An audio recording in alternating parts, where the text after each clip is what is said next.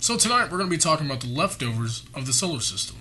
Yeah, we got some comets, some meteors, some Oort Cloudness, and we have Pluto. We always have Pluto. Do you know why we always have Pluto? Why do we always have Pluto? Because it's not a planet anymore. So join us as we go cruising the cosmos.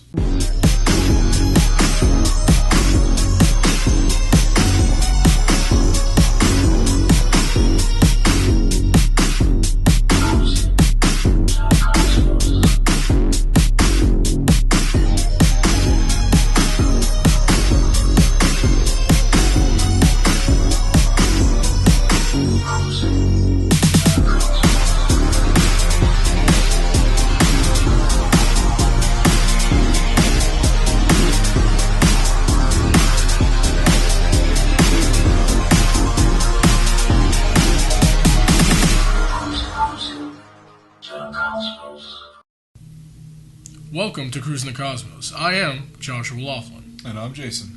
So tonight we're going to start off with some terminology.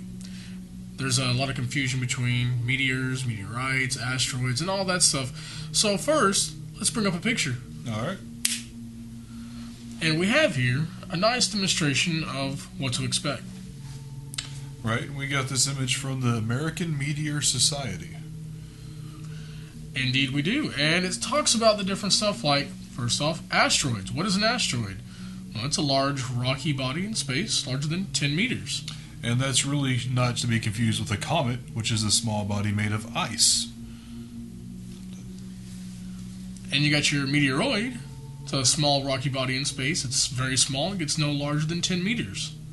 And when a meteoroid, or an asteroid, hits our atmosphere, usually that forms a meteor. And when we have that, we can get meteor showers, which is an event that occurs during the same time each year, in which a number of meteors radiate from the same point in the sky.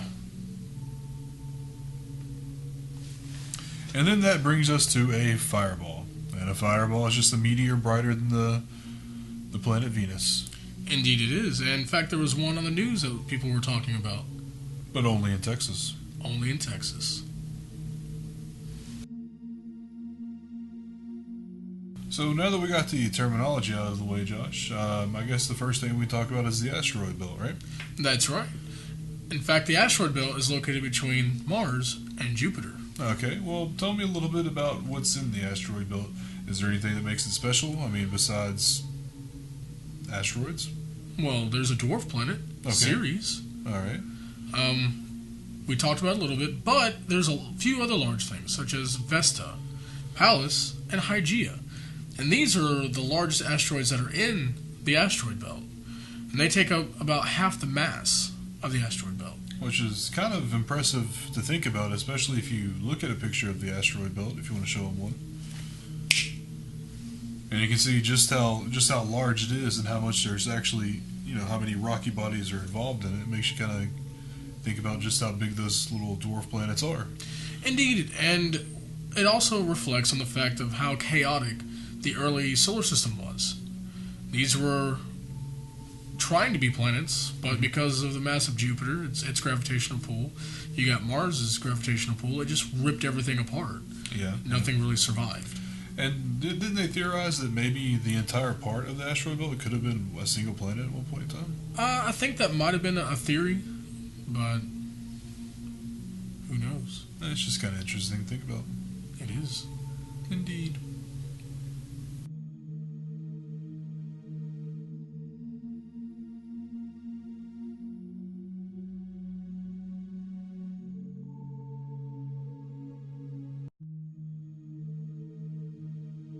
So I guess we got the asteroid belt, and now that brings us on to the Kuiper Belt, huh? That it does.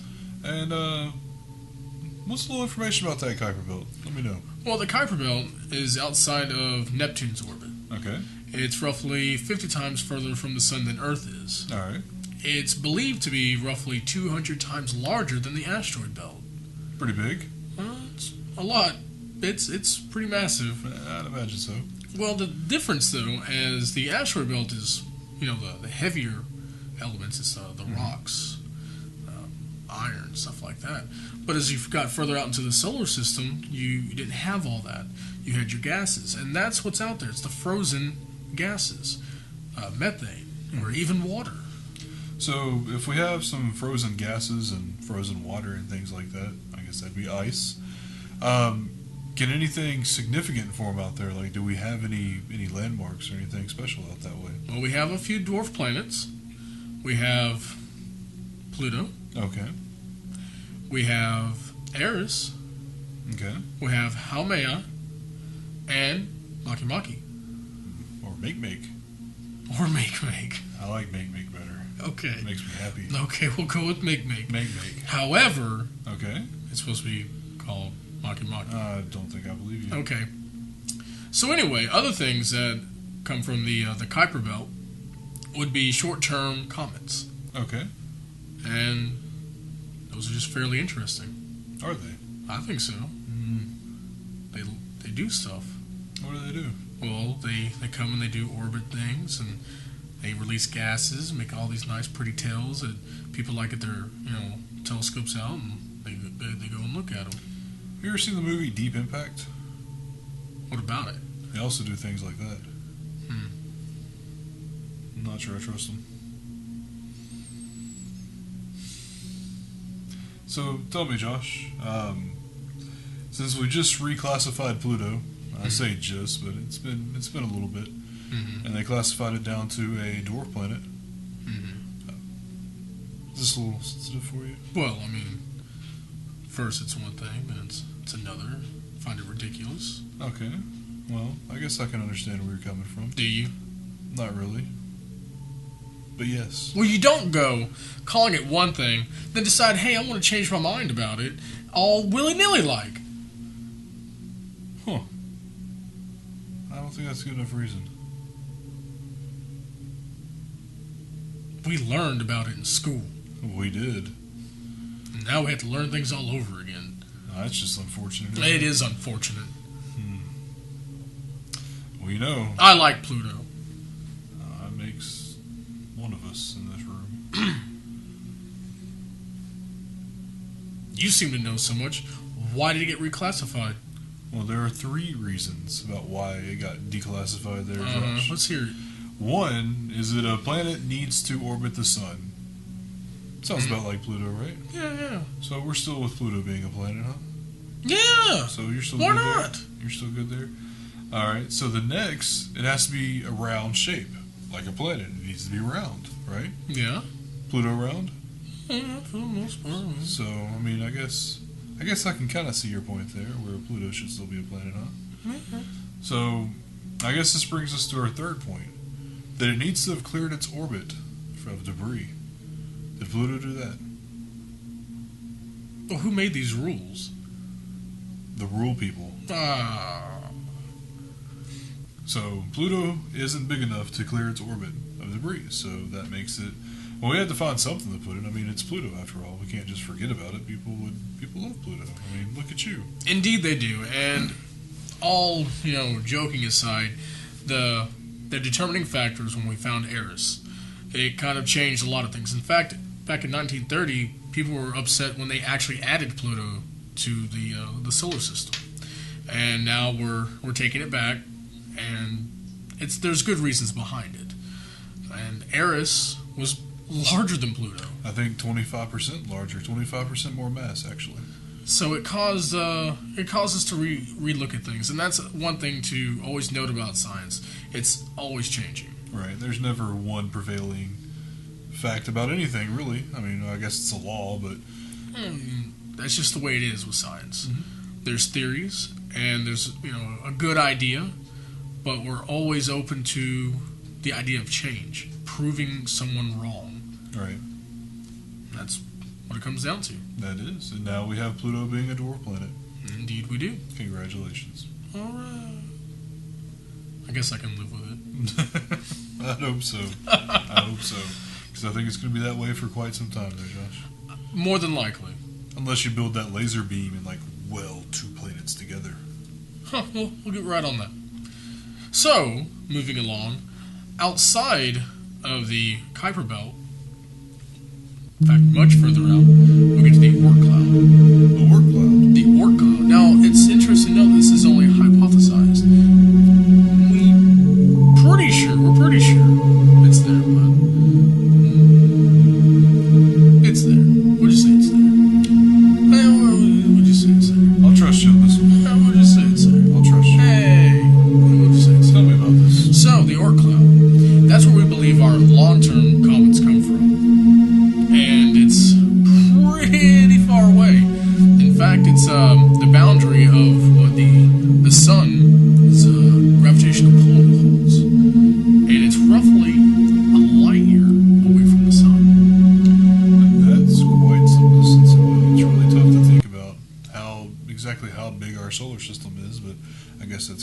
making these episodes here to just kind of put a little things in perspective. Indeed. So we're about a light year away from the sun is where we're sitting at right now. Where does that put us in perspective for, say, like the next closest star? Well, we're about, as the Oort Cloud stands, it's about a quarter of the way from Proxima Centauri, which would be the closest star to the sun. And that is quite some distance away. That is pretty far away, and it just shows you how vast things really are out in space. We'll have to do some major paddling in our cosmic boat to reach that star. Well, I don't know about you, but I'm looking forward to warp drive. You put down the books. Look, it's in the works, but that's for another episode.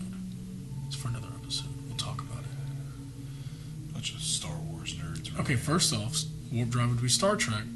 It was actually the crunch the data.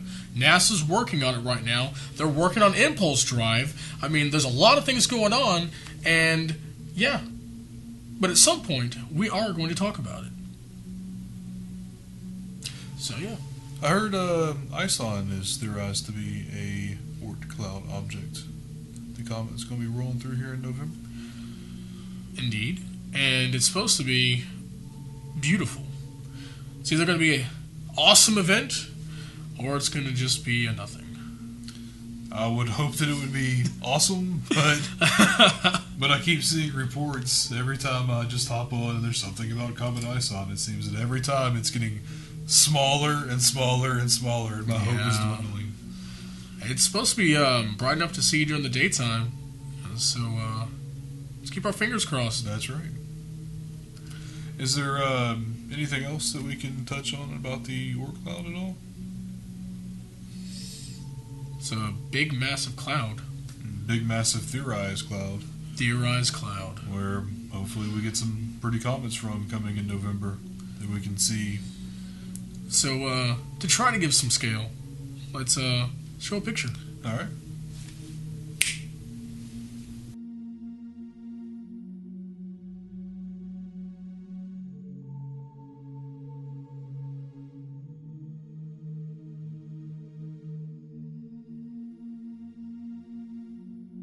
And that's how vast everything is.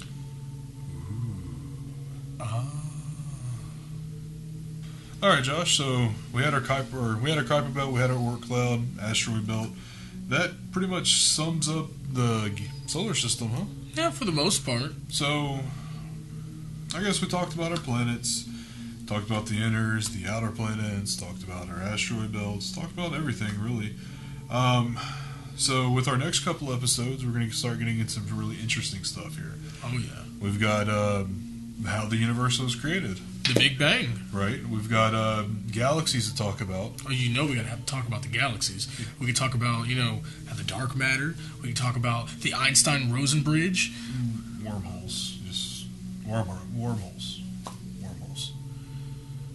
We could talk about all kinds of different, theories and quantum mechanics. We can get in all kinds of different things, and that's the kind of interesting things I want to talk about here. So I know some of these episodes, especially about the solar system, may have been a rehash for people.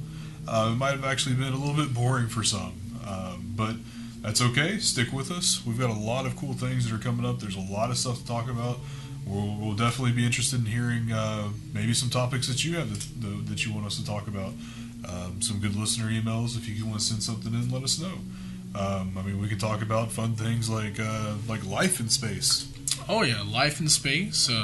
As I said earlier in the video, we're going to talk about space travel. Mm-hmm. That's actually a really hot issue that's going on right now, and I would love to actually get a chance to get our fingers and teeth and all kinds of things into that kind of story. All I know is NASA's working on it, and they're making some pretty good headway with at least in space travel. So, yeah, there's plenty of things to talk about in this crazy universe of ours. That is the cosmos. Even the whole universe, galaxies, stars, lots of things. So, I guess stay tuned. That's all you really can do. But before we go, we didn't really have too much we want to talk about for the news. And so, the biggest things that has been going on is the Voyager 1 probe. Instead of just showing you pictures and talking about it, we felt it'd be best to show you NASA's video that they prepared for the Voyager 1 probe. And I really like this video. I know the first time we saw it in our astronomy meeting a couple of weeks ago. Yeah, we did. And it was actually really interesting to sit back there and watch it. I didn't think that I was going to be as moved watching it as I was, and it put some chills on me. I was pretty pumped about watching that. Indeed, and the thing to think about is it's the first man-made object to leave our solar system. It's entered interstellar space. You know what the second man-made object's going to be? What's that? This show, because we are done with the solar system.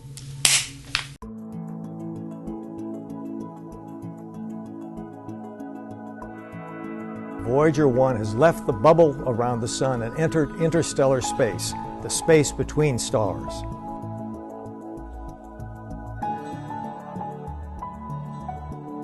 It's amazing that Voyager has operated 36 years. Launched in 1977, traveled past the gas giant planets, and now off into interstellar space. A radio telescope took a radio image of the Voyager 1 spacecraft, slightly over 11 billion miles from the Earth. And it's a very small radio dot amongst a sea of darkness. We have an instrument on Voyager which can measure the density of the ions, the plasma which is out there. In March of 2012, it turns out there was a massive eruption from the sun which eventually reached Voyager 1 in April of 2013.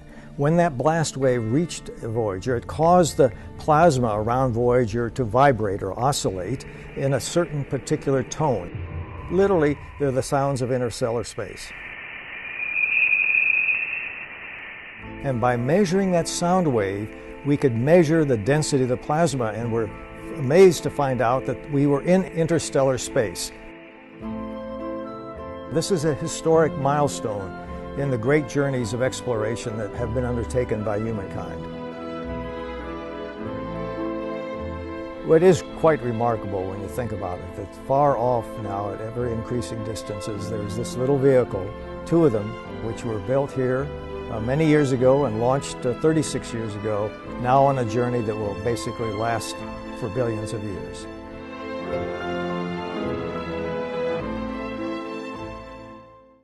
So Jason, what is our new schedule? Well, our next show should be airing on October 12th. That would be a Saturday. Alrighty. And next time, we're going to be talking about the universe. The universe? The universe. We've gone and talked about the solar system. Now we're going to go cruising out to interstellar space and talk about the universe. Are we going to have enough time in one episode for the universe? Time? We always have time. Time is an illusion, my friend. So, we're going to talk about the Big Bang. Boom.